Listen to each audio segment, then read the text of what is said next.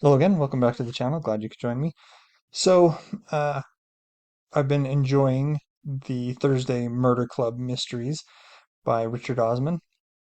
Um, I put the previous one, The Man Who Died Twice, on hold at the library.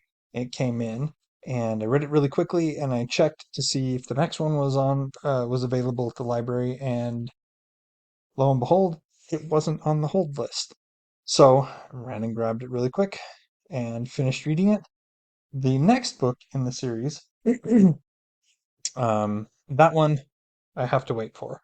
It apparently is on somebody else's hold list. So I read The Bullet That Missed, and in some ways, I feel that it has some of the same uh, shortcomings as the previous, and I think in some ways it did better. So the story is that the gang is investigating the death of Bethany Waits. She was a reporter who worked for a local news station, and one day her car was found at the bottom of the cliff, no body. Uh, there was blood, and because of the tides and things, everybody thought that the car rolled down the cliff. She was swept. Her body was swept out to sea, and the because it was never found that she was dead. Now, the reason behind it, ostensibly, that she was killed was that she was investigating a VAT.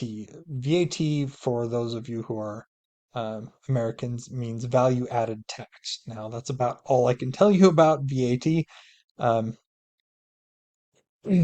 but there was a cabal in the area that was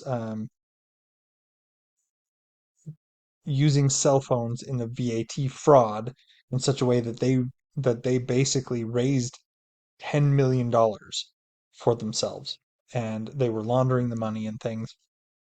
So it was hard to trace. Hard to trace.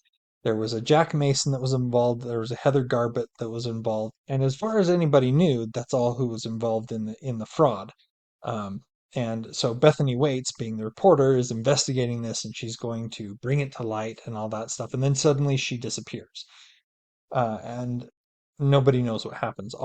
What happened. All they knew was that Bethany was supposed to. She texted a colleague that she was going to meet someone, and she was picked up on the CCTV, closed circuit.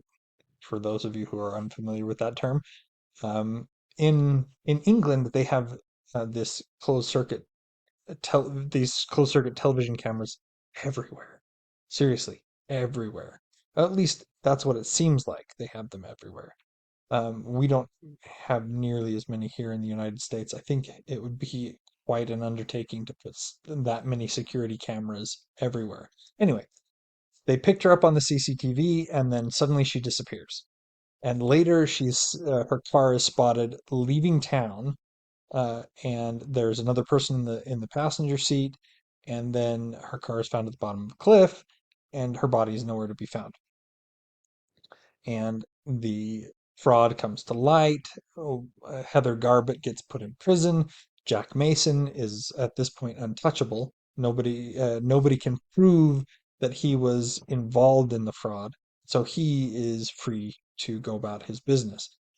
Um, and so the Thursday Murder Club gets together and starts trying to pick apart this mystery. At the same time, Elizabeth is taking a walk with her husband, and she and her husband are both kidnapped. And they end up at this man's house. They end up calling the Viking.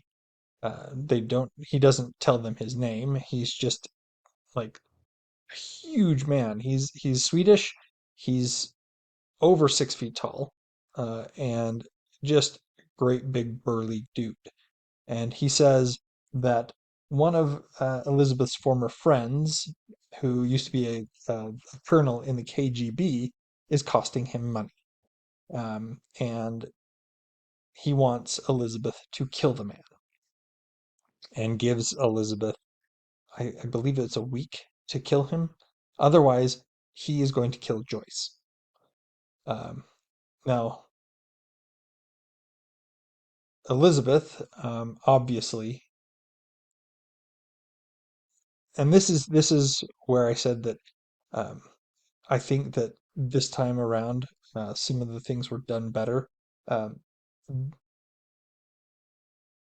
a lot of what I had uh, with a lot of the misgivings I had with the previous book were that I felt that some of the moves were telegraphed a little bit too much. Um, in this case, I felt the um, that the motivations and what was going to come next were adequately hidden. Um, and when I got to the book, when I got to the end of the book, I noticed that there were a few clues and things that I had failed to pick up on as it progressed, and I felt that the payoff was better in this one, in the fact that um, I was given adequate uh, foreshadowing, but it was my fault that I didn't pick up on the foreshadowing.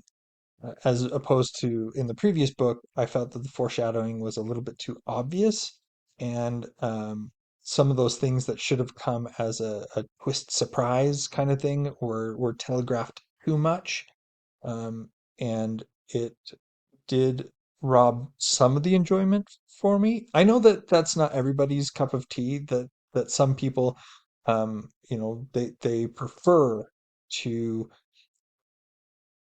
be led. And I know that others prefer to be surprised.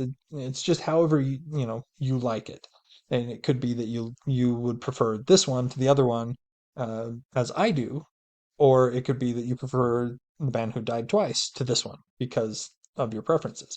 I'm just letting you know that for me, I enjoyed the ending of this one a little bit better because I felt that um, it was more on me to have picked up on those clues, and I missed them, as opposed to the other one where it was like, my mind was already connecting the dots before we got to the payoff, and um, it somewhat robbed me a little bit of some enjoyment. Anyway, that being said, I did enjoy The Bullet That Missed. I do look forward to the next book in the series.